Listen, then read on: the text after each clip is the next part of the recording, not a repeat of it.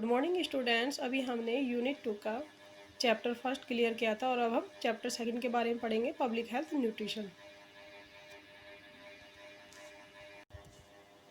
देखिए, अब हम पढ़ेंगे इसमें public health nutrition. It means जन पोषण तथा स्वास्थ्य के बारे में हम पढ़ेंगे।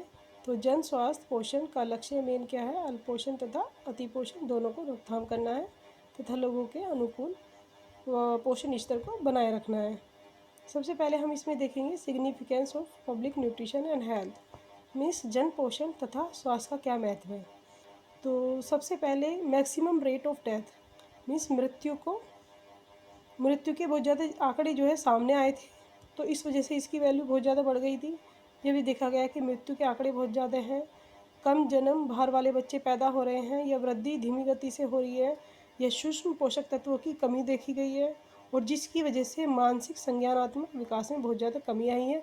जब ये प्रॉब्लम देखी गई थी जनसंख्या में, या समुदाय में, या राष्ट्र में, तब हमारा पब्लिक हेल्थ न्यूट्रिशन एक स्टार्ट किया था, मीन्स जन पोषण तथा स्वास्थ्य। हाँ जी, उसकी वजह से ही लो प्रोडक्टिविटी आई थी।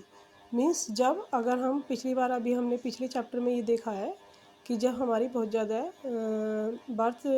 डेथ रेट बहुत ज़्यादा हो रहे हैं, बहुत ज़्यादा बीमारियां हो रही हैं, और बच्चों की जो न्यूट्रिएंट डेफिशिएंसी बहुत ज़्यादा दिखी गई है, तो उसकी वजह से क्या हुआ था, जन समुदाय में लो प्रोडक्टिविटी आई थी। तो इसकी वजह से हमारे राष्ट्र में, देश में समस्या आ गई थी।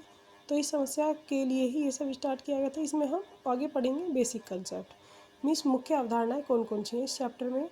तो इसमें हम पढ़ेंगे under nutrition and over nutrition. अभी हमने पिछले चैप्टर में भी पढ़ा था कि जो मेन प्रॉब्लम थी अंडर न्यूट्रिशन की और ओवर न्यूट्रिशन की क्यों हो रही थी, क्योंकि ये न्यूट्रिशनल स्टेटस में आ रहे थे। हमारे टू टाइप के थे हमारे न्यूट्रिशनल स्टेटस, गुड न्यूट्रिशन और दूसरा था माल न्यूट्रिशन। उसी में था एक अंडर न्यूट्रिशन और दूसरा ओवर न्यूट्रिशन था, मीन्स अल्प पोषण और अत्यधिक पोषण। और ये क्यों हुआ था उसमें हमने थोड़ा सा डिटेल में नहीं किया था, यहाँ पर हम थोड़ा सा डिटेल में जाएंगे। देखिए, लोगों की आहार पद्धति में बहुत ज़्यादा बदलाव आया है, श्रम बहुत ज़्यादा कम हो गया है, लोग काम बहुत कम कर रहे हैं, घर से ही मोस्टली काम करते हैं लोग बाग बैठ के कंप्यूटर के थ्रू, या कम पैदल चलना हो गया है। पैदल इसलिए नहीं चल रही क्योंकि आजकल ऑनलाइन शॉपिंग हो रही है। इसके अलावा शारीरिक गतिविधियाँ कम हो गई हैं, वॉशिंग मशीन आ गई हैं, कपड़े डाल दिए जाते हैं, कपड़े धो करके निकाल दिए जाते हैं। इसके अलावा पोछा भी देखिए खड़े होकर लगता है, कोई झुकने का यहाँ पे क्रिया नहीं हो रही है, और बाहरी क्रिया भी दूसरी भी कम हो गई हैं। ऑनलाइन बुकिंग हो जाती है हर चीज़ की, ऑनलाइन ही आपका बैंकिंग हो रही है आजकल। तो इसकी वजह से बाहर जाने की कोई ज़रूरत ही नहीं रही लोगों को। और इसके अलावा खाद्य विकल्प बहुत कम और स्वस्थकर हो गए हैं। मीन्स खाद्य विकल्प में ये है कि बाहर के हम ज़्यादातर पिज्ज़ा, बर्गर, स्नैक्स वगैरह खा रहे हैं, कोल्ड ड्रिंक पी रहे हैं। तो इसकी वजह से हमारे स्वास्थ्य की जो दर है वो बहुत ज़्यादा कम हो रही है, और जो पाश्चात्य खाद्य पदार्थ हैं उनको हम बहुत ज़्यादा प्रयोग में लाने लगे हैं। तो इसकी वजह से कुछ परिणाम सामने आए हैं, वो कौन कौन से हैं? देखिए, अनुचित भार में वृद्धि हुई है, मोटापे में वृद्धि हुई है, ओबेसिटी की प्रॉब्लम आई है। इसके अलावा रक्तचाप बहुत ज़्यादा बढ़ गया है, मीन्स आपका जो हाई बीपी है वो बहुत ज़्यादा हो गया है, डायबिटीज़ की प्रॉब्लम देखी गई है, और इसके अलावा कैंसर भी देखा गया है, गठिया रोग देखी गई है, आर्थराइटिस की प्रॉब्लम देखी गई है, हृदय रोग देखे गए हैं। और इसका परिणाम क्या हुआ? रोग प्रतिरोधक क्षमता हमारी कम हो गई है, मीन्स रोगों से जो लड़ने की क्षमता है बहुत ज़्यादा कम हो गई है। आई होप आपको समझ में आ रहा होगा। नेक्स्ट हम पढ़ेंगे जन स्वास्थ्य पोषण, पब्लिक हेल्थ न्यूट्रिशन। इसमें हम ये देखेंगे कि इम्पोर्टेंस क्या है पब्लिक हेल्थ न्यूट्रिशन का। जन स्वास्थ्य पोषण अच्छे स्वास्थ्य को बढ़ावा देने से संबंधित है। इसमें अच्छे स्वास्थ्य को बढ़ावा दिया जाता है। कैसे दिया जाता है? जन स्वास्थ्य पोषण में सरकारी नीति और कार्यक्रमों के जरिए लोगों के पोषण संबंधी रोगों का समाधान किया जाता है। जन स्वास्थ्य आहार विशेषज्ञों द्वारा लोगों की खाने से संबंधित समस्याओं का समाधान विभिन्न पद्धति, सरकारी नीति और कार्यक्रमों के द्वारा करना होता है। जन स्वास्थ्य पोषण कहलाता है। मीन्स मेन इसमें क्या होता है, आहार विशेषज्ञों द्वारा सरकारी नीति अपनाई जाती हैं, कार्यक्रम किए जाते हैं, लोगों को एजुकेट किया जाता है, लोगों को जागरूक बनाया जाता है, और लोग उससे रिलेटेड जो भी जानकारी लेना चाहते हैं पोषण से संबंधित या कोई बीमारी से संबंधित जानकारी यहाँ पर ले सकते हैं। ओके, तो इसमें इम्पोर्टेंस देखेंगे हम।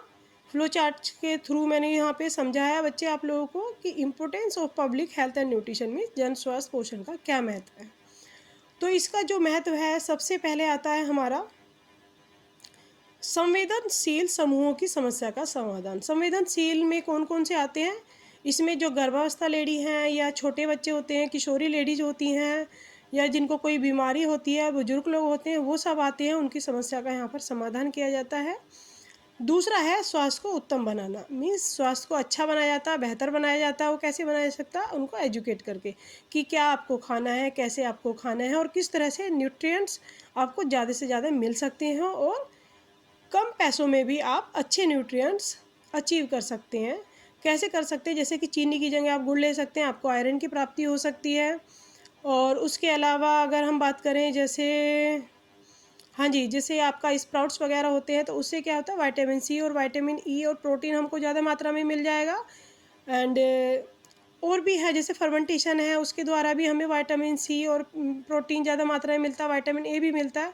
तो ये इस तरह से इनको एजुकेट किया जाता है, समझाया जाता है, रोगों की रोकथाम की जाती है। अगर कोई भी डिजीज़ हो गई है तो उसकी रोकथाम के लिए दवाई दी जाती हैं और उसके अलावा सलाह भी दी जाती है।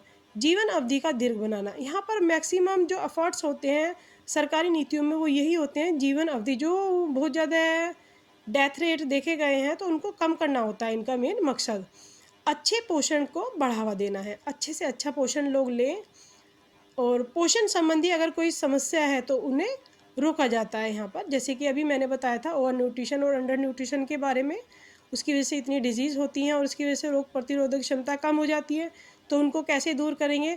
तो जिस वजह से ये अल्पपोषण अतिपोषण हुआ था, यानी कि जो भी आपकी रीजन रहे थे, इन्फेक्शन वजह वजह थी, या फिर बच्चों को टाइम पे दूध नहीं मिल रहा था, बच्चों को जल्दी से टाइम से ही पहले दूध हटा दिया गया था, या असुरक्षित वातावरण था, ये सारे पॉइंट्स हम देखते हैं, उन सब चीज़ों को, समस्याओं को दूर करते हैं। ओके, आई थिंक समझ में आया होगा। अब हम नेक्स्ट चलते, आगे हम पढ़ेंगे nutritional problems of India, means पोषण संबंधी कौन कौन सी समस्याएं हैं। सबसे पहले हमारी जो पोषण संबंधी समस्या है वो प्रोटीन एनर्जी माल न्यूट्रिशन है, मीन्स प्रोटीन ऊर्जा कुपोषण, जिसे हम शॉर्ट में PEM भी बोलते हैं। तो सबसे पहले आता है हमारा क्वाशरकर, मीन्स यह एक प्रोटीन डेफिशिएंसी कहलाई जाएगी। और इसका मेन रीज़न क्या है, क्या वजह है जिसकी वजह से ये हो जाता है? प्रोटीन की कमी के कारण। जब शरीर में प्रोटीन की कमी होती है तो ये देखा गया है, दूध तथा पूरक आहार की कमी, जब दूध बच्चे को नहीं मिल रहा है, या जो सप्लीमेंट डाइट जो शुरू की जाती है बच्चे की, पूरक आहार जिसे हम बोलते हैं, जो कि स्तन्य मोचन प्रक्रिया भी कहलाई जाती है। जैसे कि जब बच्चा 6 मंथ का हो जाता है उसके बाद उसको थोड़ा बहुत ऊपर का खाना स्टार्ट कर देते हैं, जैसे दलिया दे दिया है, थोड़ा खिचड़ी दे दी है, या आपके आलू दे दिए हैं मैश करके, या फिर दाल का पानी दे दिया जाता है, या सूप दे दिया है, जूस दे दिया, तो वो सब पूरक आहार है। लेकिन लोगों को नॉलेज नहीं होती है कि इसको टाइम पे हमें देना चाहिए, तो वो इस चीज़ की तरफ ध्यान ही नहीं देते, तो उसकी वजह से उनके अंदर कमी आ जाती है। इसके अलावा अधिक कार्बोयुक्त आहार, मीन्स बहुत ज़्यादा जब कार्बोहाइड्रेट रिच डाइट बच्चे को दी जाती है, आलू दे दिए, केले दे दिए, बच्चे को रोटी दे दी, कार्बोहाइड्रेट दे दिया, लोगों को नॉलेज नहीं होती है कि सारे न्यूट्रिएंट्स बच्चे को आफ्टर 6 मंथ स्टार्ट कर देने चाहिए किसी भी फॉर्म में। लेकिन लोगों को ये पता ही नहीं है, लैक ऑफ नॉलेज है, अज्ञानतावश उनको नहीं पता रहता है, उसकी वजह से भी ये प्रॉब्लम देखी गई है बच्चों में। और ये ज़्यादातर 1 से 5 वर्ष के बच्चों में ही पाई जाती है प्रॉब्लम। ओके, अगर हम दूसरी तरीके से कहें तो यह क्या है, इम्बैलेंस है, means imbalance between protein and carbohydrate, अर्थात क्वाशरकर में प्रोटीन तथा कार्बोहाइड्रेट में असंतुलन हो जाता है। ओके, सेकंड हम देखेंगे मरासमस के बारे में। नेक्स्ट है हमारा मरासमस, जिसे हम सूखा रोग भी बोलते हैं, और ये एक एनर्जी डेफिशिएंसी सिंड्रोम होता है। ये ज़्यादातर 15 महीने के बच्चों में देखा गया है, जिनका दूध जल्दी छुड़ा दिया गया है। जैसे कि अगर मदर दोबारा से कंसीव कर लेती है तो क्या होता है, जो पहला बच्चा है, मीन्स वो बच्चा अगर 15 मंथ का ही है, अभी छोटा बच्चा है, और उसकी माँ ने दोबारा से कंसीव कर लिया है, तो ये उन बच्चों को मोस्टली देखी गई है, माता के दूध पर्याप्त रूप से उस बच्चे को नहीं मिल पाता है। इट मीन्स उसको न्यूट्रिएंट्स भी नहीं मिल पा रहे हैं, और ऊपर के दूध में सारे पौष्टिक तत्व उसको नहीं मिल पाते, क्योंकि उस टाइम उसकी डाइजेस्टिव सिस्टम थोड़ा सा कमज़ोर होता है, वीक होता है। वो केवल माँ के दूध को ही डाइजेस्ट कर पाता है, लेकिन माँ का दूध उसे नहीं मिल रहा है, उसे तो ऊपर का दूध मिलना शुरू हो गया है। तो उसकी वजह से क्या होता है, उसको ठीक से न्यूट्रिएंट्स नहीं मिल पा रहे हैं और प्रॉब्लम हो जाती है उसको। और ये मरासमस की प्रॉब्लम उनको मोस्टली देखी गई है। अस्वच्छ वातावरण है, उसकी वजह से भी प्रॉब्लम देखी गई है। प्रोटीन और कैलोरी की कमी। क्या होता है, इम्बैलेंस यहाँ पर हो रहा है जब हमारे अंदर प्रोटीन की कमी होती है, एनर्जी की कमी होती है। तो क्या होता है, प्रोटीन यहाँ पर एनर्जी की तरह से कार्य करता है, और जब ये एनर्जी की तरह से कार्य करेगा तो प्रोटीन की भी कमी शरीर में देखी गई है। इट मीन्स यहाँ पर जो एनर्जी डेफिशिएंसी मरसमस है वो प्रोटीन और कैलोरी की कमी से भी हो जाता है। देखिए यहाँ पे नीचे फ्लो चार्ट में दिखाया गया है क्वाशरकर, मरासमस क्वाशरकर और मेरासमस। मीन्स जो क्वाशरकर है, अगर वो कमी हमारे अंदर आ जाती है, क्वाशरकर की प्रॉब्लम हमारे अंदर आ जाती है, प्रोटीन की डेफिशिएंसी हो जाती है, तो क्या होता है, हमें मरासमस क्वाशरकर भी हो सकता है। और वो क्यों हुआ, क्योंकि एनर्जी और प्रोटीन दोनों ही टाइम में कमी देखी गई है। मीन्स प्रोटीन की और एनर्जी की दोनों डिजीज़ में ही ये कमी पाई गई है, और उसकी वजह से दोनों ही सिम्टम्स बच्चों को देखे गए हैं। लेकिन अगर हम अलग अलग बात करें तो प्रोटीन डेफिशिएंसी क्वाशरकर है और एनर्जी डेफिशिएंसी हमारी मरासमस है। ओके, लेकिन आपस में इनका थोड़ा सा रिलेशन है। ओके, अब हम नेक्स्ट चलते हैं, इनको थोड़ा सा हम डायग्राम के थ्रू भी समझ। देखिए यहाँ पर 2 बच्चे दिखाए गए हैं। पहला बच्चा है सूखा रोग से ग्रस्त बच्चा, ये मरासमस वाला बच्चा दिखाया गया है। इसमें क्या होता है, मरासमस में, सूखे रोग में मोस्टली प्रोटीन की मात्रा में कमी हो रही है, पौष्टिकता में कमी हो रही है।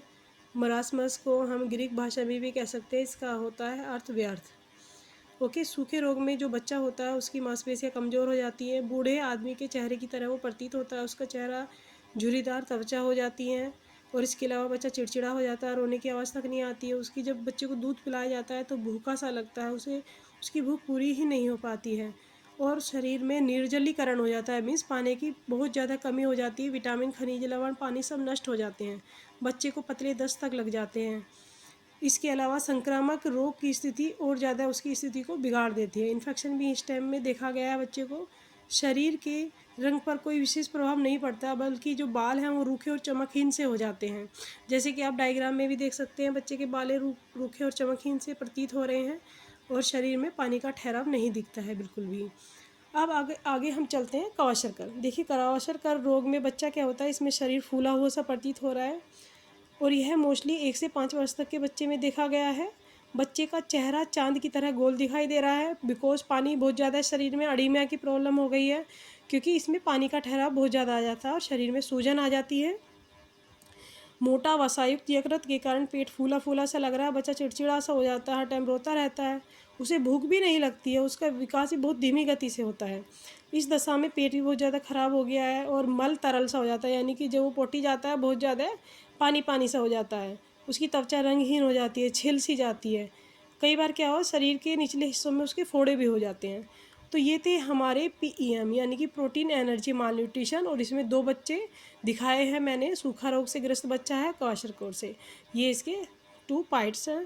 आप आई थिंक आपको सबको समझ में आया होगा बच्चों ये वीडियो, तो आप इसको ध्यान से देखिए और समझिए और पढ़िए, इसके क्वेश्चन आंसर भी हम करेंगे। चलिए हम नेक्स्ट वीडियो में मिलते हैं, तब तक के लिए बाय।